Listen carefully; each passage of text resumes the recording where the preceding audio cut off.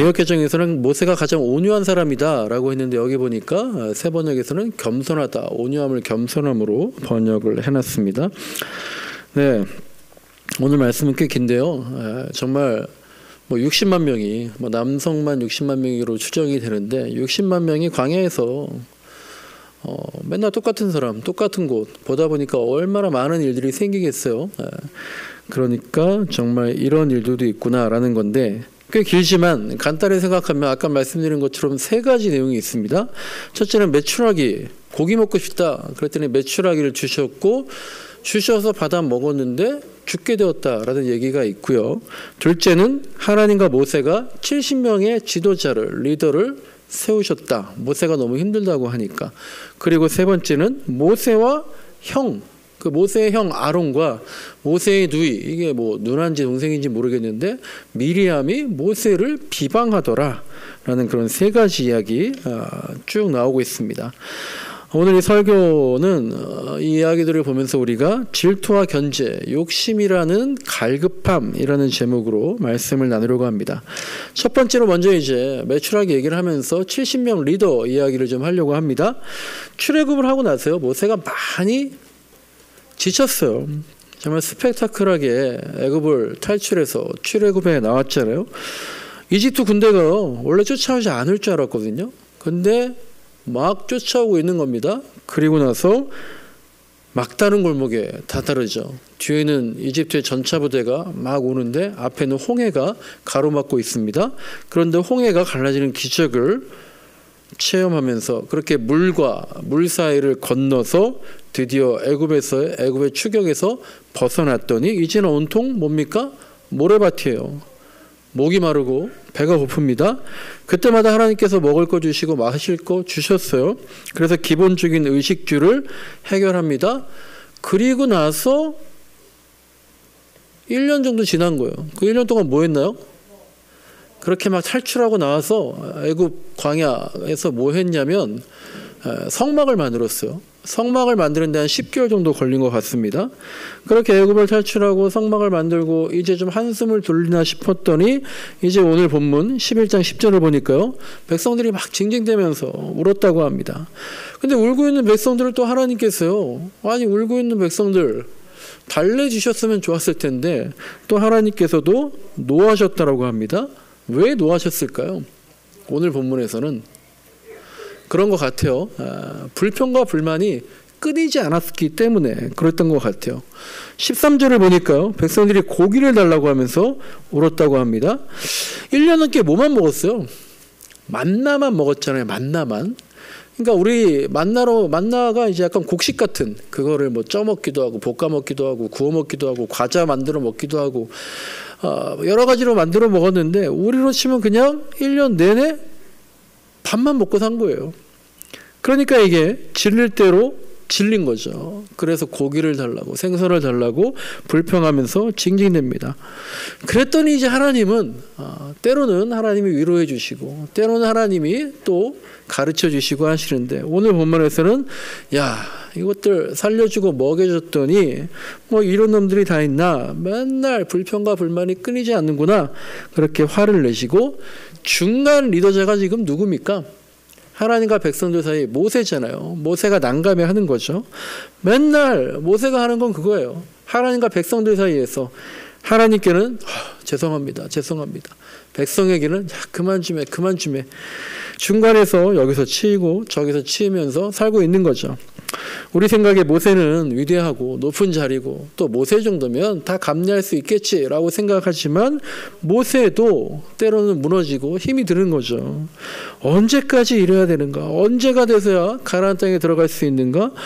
야, 언제까지 백성들의 이런 불평을 들어야 되는가? 이 여행의 끝은 어디인가? 우리 인생의 종착지는 어디인가? 그런 생각을 했을 것 같습니다. 언제 끝나는가? 종착지가 언제인가? 우리 딸아이가요, 저한테 웹툰을 보여주는데요, 거기에 나오는 주인공이 그래요. 한숨을 쉬면서 내 인생의 종착역은 어디인가? 내 인생의 종착역은 어디인가? 그랬더니 그 소리를 들은 핸드폰에서 구글이 그렇게 답을 하더라고요. 인생의 종착역까지 최단 거리를 안내해 드리겠습니다. 네, 정말로 인생의 종착역까지 최단거리 알 수 있으면 얼마나 좋겠어요. 근데 이제 모세가 너무 난감하고 막막한 거죠. 그렇게 너무 힘들어서 하나님께 한탄하는 겁니다. 그게 이제 14절과 15절을 보시면 그렇게 얘기하죠. 저 혼자서는 도저히 이 모든 백성 짊어지고 갈 수가 없습니다. 저에게 무겁습니다. 너무. 차라리 저를 죽여주세요. 이건 정말 죽여달라는 게 아니라 죽을 만큼 힘들겠다고, 죽겠다고 그렇게 제발 좀 도와달라고 하신 거죠. 그렇게 말했더니 하나님께서 어떻게 하십니까? 이스라엘 장로 중에서, 이스라엘 원로 중에서 70명을 그 리더를 뽑아와라. 그리고 내 앞에 데리고 와라. 그럼 내가 직접 그들에게 너에게 말하겠다. 그래서 너와 함께 짐을 지도록 해서 너가 너무 혼자서만 애쓰지 않도록 하겠다 라고 말씀하십니다. 그래서 24절부터 보시면요, 70명의 리더에게 하나님께서 어떻게 권위를 세워주셨어요? 하나님께서 하나님의 영으로 성령의 감동을 주셔서 그들이 예언을 하게 하는 거예요. 그들에게 예언하게 하면서 그들의 권위를 세워주신 거죠.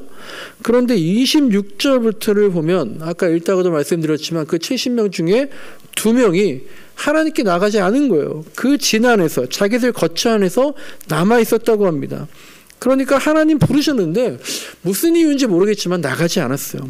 어떻게 보면 이 2명, 엘닷과 메닷은요, 요즘 말로 하면요, 출마를 포기한 거예요. 리더로서 지명 받았는데 그걸 포기한 겁니다. 그러니까 우리가 무슨 인사청문회만 하면 여러 가지 의혹들로 막 난리가 나잖아요. 그래서 그 지명자뿐만 아니라 온 가족이 막 너덜너덜해지는데도 그렇게 장관직을 하고 싶어 하는데, 이 엘닷과 메닷이 어떤 이유인지 모르겠지만 장관급 인사 지명을 스스로 포기한 것과 같은 거죠. 그런데 어떤 일이 생겼습니까? 하나님께서는 그들한테도요, 똑같이 성령을 보내주셔서 입신하게 하셔서 예언의 은사를 주신 겁니다.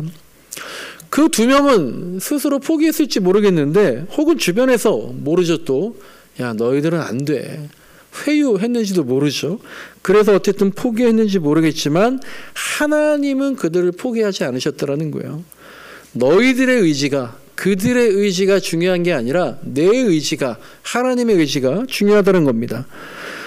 그래서 그러면 70명이 온전하게 세워지는 건데, 그러면 감사할 일 같은데 옆에 있던 사람들은요, 그게 감사한 일이 아니었던 것 같아요. 납득이 되지 않았나 봐요. 인정할 수 없었나 봐요. 바로 잡아야 하겠다는 의무감이 들었나 봐요. 그래서 다들 웅성웅성 거립니다. 아니, 왜 엘닷과 메닷마저도, 왜 저 2명도 가지도 않았는데, 포기했는데 왜 우리가 리더로 섬겨야 되는 거지? 사람들이 자기들이 직접 모세한테 따지지 못하니까 웅성웅성 하면서 누구한테 옆에서 꼬지른 거예요. 여호수아의 옆구리를 계속 콕콕 찌릅니다. 가서 말 좀 해보라고. 그러니까 여호수아가 나서서 대표로 모세에게 가서 하는 말이 28절입니다. 뭐라 그럽니까? 어른께서는, 모세 당신께서는 이 일을 말리셔야 합니다. 이 일이 뭐예요? 누가 하는 일이에요? 하나님이 하시는 일인데 이거 잘못됐다라는 거예요. 하나님이 하신다고 해도 인정할 수 없다는 겁니다. 그러니까 모세 당신께서, 어른께서, 어르신이 나가서 대표로 하나님 말려야 된다라고 하는 거죠. 그런데 그랬더니 모세가 여호수아에게 뭐라고 말합니까? 29절을 보니까 네가 나를 두고 질투하느냐라고 말합니다. 여호수아야, 너가 지금 질투하는 거냐? 야, 누가 봐도 차기 지도자는 너야. 내가 죽으면 내 이후에 너야. 그런데 이 사람들로 인해서 이 70명의 리더들이 세워졌다고 해서 질투하느냐? 나를 위한다고 하면서 사실은 그 70명 리더들 질투하는 거냐? 70명의 리더가 세워지면 여호수아 너의 자리가 위태로워질 거라도 같은 거냐? 그래서 질투하는 거냐? 하나님이 하신다니까 어쩔 수 없이 보고 있었는데 중간에 또 하나 단초가 생긴 거죠. 이제 자격이 없다라고 생각했던, 스스로 포기하겠다고 했던 그 2명마저 리더가 되니까 그걸 꼬투리 잡아서 그 2명이라도 인정할 수 없다고, 사실은 속마음은 70명 다 인정할 수 없다고 그렇게 시기하고 견제하는 거냐? 그런데 난 차라리 우리 백성 전체가 그런 예언자가 됐으면 좋겠다. 우리 백성 전체가 모두 리더가 되었으면 좋겠다라고 모세가 얘기하고 있는 겁니다. 여호수아가 백성들이 자꾸 옆구리를 찔렀을 때 어떻게 얘기했어야 될까요? 지금 모세가 말한 대로 얘기했어야 돼요. 68명이든 70명이든 그들을 같이 세워줬어야 했던 거죠. 그런데 여호수아가 그러지 못했고요. 이게 이제 우리도요, 질투나 시기나 견제 이런 것 때문에 우리도 이럴 때가 없지 않다라는 거죠. 우리가요, 아무런 상관없는 사람은요, 저기 멀리 있는 사람은요, 질투하지 않습니다. 견제하지 않아요. 경쟁의 대상으로 생각하지 않아요. 우리는 이 집사님이 뭐 우승하고 왔다고 해서 뭐 축하만 하잖아요. 우리랑 관계없는 사람들이 이겼으니까. 근데 그 사람들에서는요, 뭐 1300명이 참여했다는데 얼마나 질투와 시기의 대상이 되겠어요. 멀리 있는 사람은요, 시기하고 질투하지 않아요.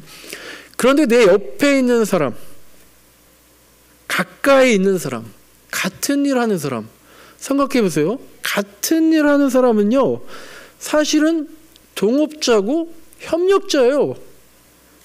그렇고 나를 도와주는 사람이에요. 그런데 그 사람들과는 경쟁할 때가 있다는 거예요. 선의의 경쟁을 하면 좋은데, 선의의 경쟁은 서로를 살리게 하잖아요. 그런데 서로를 질투하고 시기하고 견제하면 그건 서로를 죽이는 경쟁에 들어가는 거죠. 그러니까 저도 돌아보면 그런 것 같아요. 다들 그러셨겠지만 학생일 때는요, 대학생일 때까지도요, 그냥 다 같이 준비하는 입장이니까. 우리가 옛날 친구들 만나면 좋은 게 뭐예요? 경쟁이란 게 없었잖아요. 딱히 견제하고 질투하는 게 없었잖아요. 근데 대학을 졸업할 때쯤 때부터 이제 그런 전선에 우리가 뛰어드는 거잖아요. 누구는 대기업에 취업했네, 누구는 중소기업에 취업했네, 누구는 아직 취업을 못했네. 거기서부터 이제 질투가 시작되는 거죠. 저도 이제 목회를 하면서 임지라고 하죠. 제가 이제 일할 교회를 가는데, 근데 그 교회가 얼마나 큰 교회나 작은 교회냐, 유명한 교회냐 아니냐, 돌아보면 사실 저는 그런 거는 근데 별로 신경 안 썼던 것 같아요.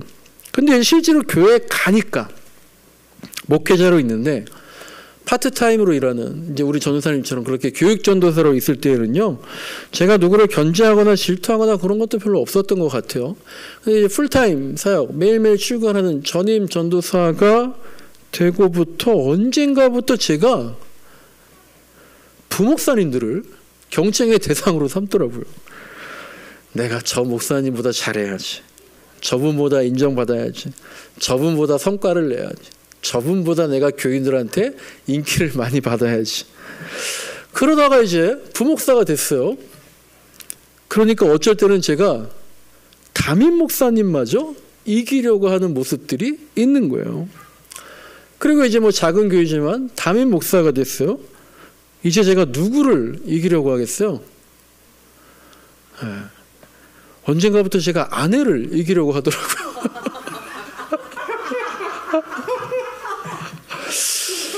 이길 대상이 없어서 그런가. 근데 이제 대부분 교회에서는 담임 목사가 되면 원로 목사를 이기려고 하고, 장로를 이기려고 하고, 또 장로들과 원로 목사는 담임 목사를 이기려고 하고, 그러다가 교회가 시끄러워져서 그런 일을 종종 보게 되는데, 네, 농담이고요. 그런데 오늘 본문에 여호수아를 보니까요, 여호수아도 그러고 있는 거예요. 근데 이제 안타깝지만 또 한편으로 그런 생각도 들어요. 아유, 여호수아도 저러는데 우리가 그러는 거 당연하다라고 또 위로를 받기도 합니다. 그런데 이 질투와 견제가요, 여호수아에서 끝난 게 아니에요. 12장에 또 나오잖아요. 이번에는 모세의 형과 누이인 아론과 미리암마저 12장 1절을 보니까 모세를 비방했다고 나오는 거예요. 이게 오늘 본문에서 보는 두 번째 이야기인데요. 아론과 미리암도 아마 이 70인 장로가 신경이 쓰였던 것 같아요. 근데 사실 이 당시는 부족이잖아요. 시족 개념이잖아요. 아직 민족, 이스라엘 민족이지만 어쨌든 간에 지금도 그런 경우가 없지 않지만 자기 형제, 자기 가족, 자기 친인척이 비선 실세가 돼가지고 어떤 책임자나 임원, 그런 장들보다 더 많은 힘을 가지고 있는 상태예요. 그러니까 아론은 게다가 대제사장이잖아요. 그리고 어떤 지책도 없었던 것 같은 미리암도 사실은 모세의 형과 누이였기 때문에 다른 사람들과 비교할 수 없는 힘과 권위를 가지고 있었던 거예요. 그런데 이 아론과 미리암도 중간 리더 70명이 생기니까요, 신경이 많이 쓰였던 것 같아요.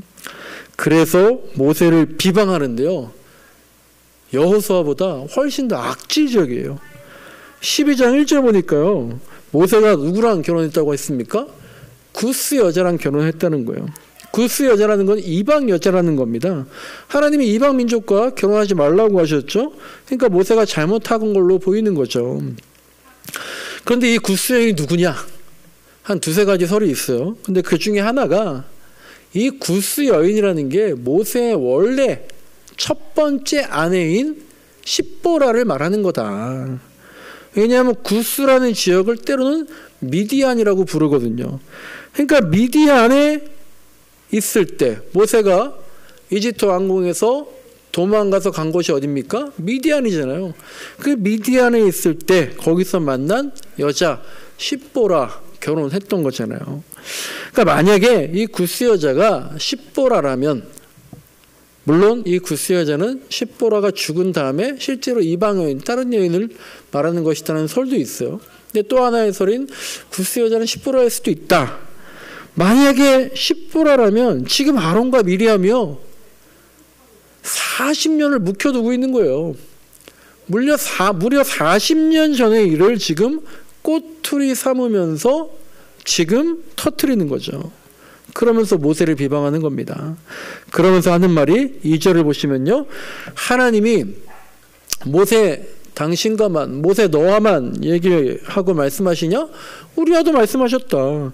자신들도 모세만큼이나 권세가 있다고 말하는 거죠. 그런데 왜 70명이나 되는 리더를 세우는데 우리들과는 상의도 없이 그렇게 막 하냐? 라고 얘기하고, 그리고 그렇게 갑자기 중간 리더자 70명이 세워지면 우리들의 입지는 또 어떻게 되는 거냐라고 모세를 비방하는 겁니다. 근데 아론과 미리암은요, 하나님을 제외하면요 자기보다 높은 사람이 모세밖에 없어요. 그만큼 높은 자리에 있는 사람들입니다. 그런데 그들이 위를 보지 않고 아래를, 밑을 보기 시작한 거예요. 여호수아를 보기 시작하고 70명의 리더들을 보기 시작한 겁니다. 하늘 높은 곳에서 밑을 바라다 보니까요, 떨어질까 봐 두렵기라도 했던 것 같아요.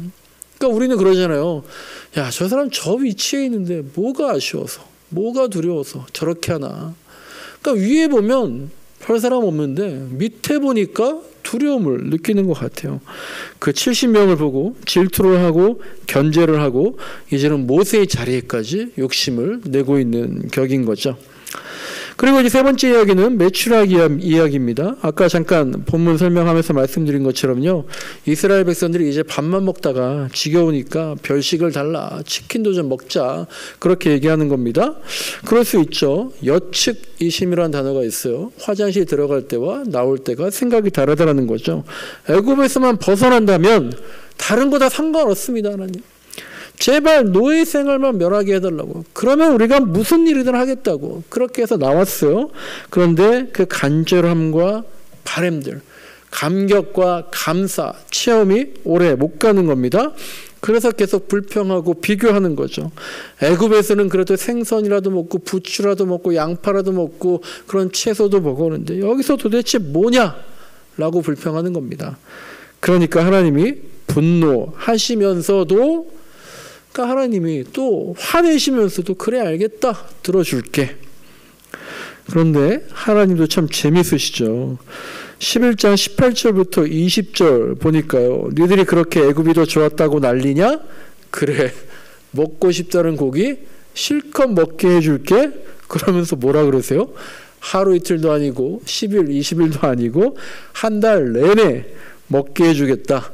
한 달 내내 이제 냄새만 맡아도 먹기 싫을 때까지 주구장창 먹게 해주겠다, 그러시는 거예요. 마치 군대에서 선임이 후임한테, 야, 이거 초코파이 한 박스 다 먹어라. 그렇게 고문하는 장면이 떠오르는데, 제가 이제 여러분들하고 바이블터 성경 공부하면서 이 장면 보니까 여러분들이 그러더라고요. 하나님이 참 뒤끝 있으시다 라고 말씀하시던 게 생각이 납니다. 그런데 그렇게 냄새도 맡기 싫을 정도로 고기를 쌓아주겠다고 하셨어요. 그래서 11장 31절을 보면은요, 하룻길 걸어다닐 정도의 땅에 2자쯤 쌓이게, 60에서 한 100cm 사이, 그 정도 쌓이게 고기를 내려주셨는데요. 그걸 또 어떻게 한 거예요? 이스라엘 백성들이 32절부터 쭉 보면요, 그걸 또 감사한 마음으로 같이 먹는 게 아니라 어떻게 한 겁니까? 왜 얘들이 지금 하나님한테 혼나가지고 죽게 된 거냐면, 쌓여있는 걸 또 내 걸로 만들려고. 저건 우리 거야. 내 걸로 만들어야지, 내 걸로. 우리 거와 내 거가 다른 거예요. 그래서 밤낮을, 이틀 밤낮을 돌아다니면서 그걸 가지고 모아왔다는 거 아닙니까? 그래서 내 텐트, 내 진영에다가 쌓아 두었다라는 거예요.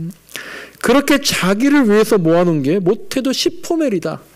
10호멜이면요, 2200리터래요. 1.5리터가 몇 개 있는 겁니까? 1리터 콜라가 2200개 있는 거예요. 22만 cc라는 거예요. 이틀 밤낮을 돌아다니면서 내 거를 그렇게 만들어 놓은 겁니다. 그래서 34절과 33절을 보시면 그렇게 탐욕에 사로잡힌 백성들을 하나님이 죽이셨다라는 거예요. 메추라기가 은혜였죠.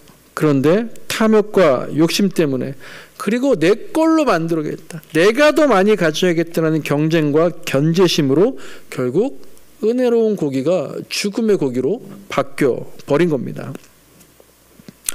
말씀을 정리합니다. 이스라엘 사람들만 그런 게 아니잖아요. 우리가 지금 다 이런 말씀 들으면 맞아, 나를 생각하게 되는 거잖아요. 우리 모두에게 욕심이 있고요, 질투가 있어요, 시기가 있습니다, 경쟁이 있습니다. 인간이기 때문에 그런 거죠. 그러니까 아론과 미리암도 그랬고요, 여호수아와 모세도 그랬어요. 계속해서 불평과 불만이 있습니다. 그 말은 뭐예요? 저는 이렇게 생각이 들더라고요. 어떻게 보면 이런 것들은 지극히 당연한 우리 인간의 모습이다라는 거예요. 그리고 이런 경쟁과 질투와 시기와 견제와 불만과 불평 왜 나오는가 생각해 봤더니 위기감에서 나오는 것 같아요. 그리고 그 위기감은요, 또 생각해 보면 어떻게 보면 갈급함으로도 표현할 수 있는 것 같아요. 그런데 그 갈급함, 사람들에겐 누구나 갈급함이 있기 때문에, 그런데 그 갈급함을 사람에게 표출하면요, 그게 바로 질투, 견제, 시기, 경쟁, 욕심, 위기감, 초조함으로 나타나는 거예요. 그런데 갈급함을 하나님께 표출하면 간절함이 될 수 있는 것 같아요. 저나 여러분이나 직장에서도 중간 리더인 경우가 많고요. 이 세상에서 보더라도요, 하나님과 이 땅 백성들 연결해주는 모세와 같은 우리도 그런 중간 리더, 청지기 역할을 하면서 살고 있습니다. 요새 국정감사를 하나 본데, 국정감사 장면이 막 유튜브에 이렇게 나오는 걸 보면은요, 정말 국회의원이 장관한테 질문을 하다가 요새 보니까 부장이나 팀장, 실무를 담당하는 그 중간 리더들을 또 국회의원이 불러내서 질문을 해요. 그런데 그 질문 받는 그 중간 리더분들이 어떻게 답할까 정말 너무너무 난처해 하는데, 이게 TV와 유튜브로 그대로 생중계 되니까요, 그분들의 눈동자가 그대로 보이는데요, 아내가 보면 정말 너무 마음이 아플 것 같아요. 우리 남편이 뭘 이렇게 잘못했다고 저렇게 초조함을 넘어서 내가 정말 어떻게 답해야 되나 난처한 눈동자가 다 보이니까 정말 눈동자가 굴러가는 소리가 다 들리는 것 같아요. 내가 이렇게 말하면 장관에게 누가 되는 거 아닌지, 내가 이렇게 말하면 우리 부서가, 우리 장관이 내가 대통령에게 찍히는 거 아닌지, 그러니까 어떻게 대답해야 될지 모르는 장면들이 많던데, 그래서 얼버무리고 있으면 또 어떻게 돼요? 이번엔 국회의원이 왜 대답 안 하냐고 호통치니까 도대체 어디 눈치를 봐야 될지 몰라서 난감해하는 그런 거죠. 우리가 다 그래요. 위기감을 느낄 때가 있습니다. 초조함을 느낄 때가 있습니다. 그래서 질투도 하고 시기도 하고 견제도 하고 또 그렇기 때문에 욕심이 생기는 겁니다. 그래서 눈치를 봅니다. 이 자체가 나쁜 건 아닌 것 같아요. 당연한 인간의 모습인 것 같아요. 갈급하다라고도 표현할 수 있는 것 같아요. 그런데 그런 갈급함이 들 때 우리가 사람에게 나타나고 표출하는 것이 아니라 어떻게 해야겠다는 겁니까? 하나님께 나아갔으면 좋겠다라는 거예요. 갈급함이 그런 모습으로 표출될 수 있는데 그것을 사람에게 표출하지 말고 간절함으로 하나님께 나아가자라는 거예요. 그래서 주님도 말씀하십니다. 이따가 찬양할 때 보면 가사가 그래요. 내게로 나오라는 거예요. 나한테 나오라고. 그래도 풀리지 않을 때가 있어요. 그러면 어떻게 해야 됩니까? 그래도 나가야 되는 거예요. 사람들은요, 안 된다고 하면은요, 삼고초려까지 합니다. 그러니까 우리가 하나님께 삼고초려? 그 이상의 정신으로 계속 나가는 거예요. 근데 우리가 여호수아나 모세, 미리암이나 아론처럼 내 뜻을 관철하려고 주님께 나아가면 안 되는 거죠. 주님 뜻에 관철 당하겠다라는 마음으로 나가야 되는 겁니다. 그러니까 주님의 그 뜻을 들을 때까지 정말 예전에 말씀드렸던 것처럼 주님의 뜻마저 그 뜻을 돌파할 때까지 우리의 갈급함을, 우리의 간절함을, 그게 인간적으로 보면 시기, 견제, 질투 그렇게 보일 수도 있지만 간절하다는 거예요. 그 간절함을 주님께 갖고 나아가면서 우리가 사람이 아니라 주님의 눈치를 보면서 살아가는 우리의 신앙생활 되기를 간절히 소망합니다.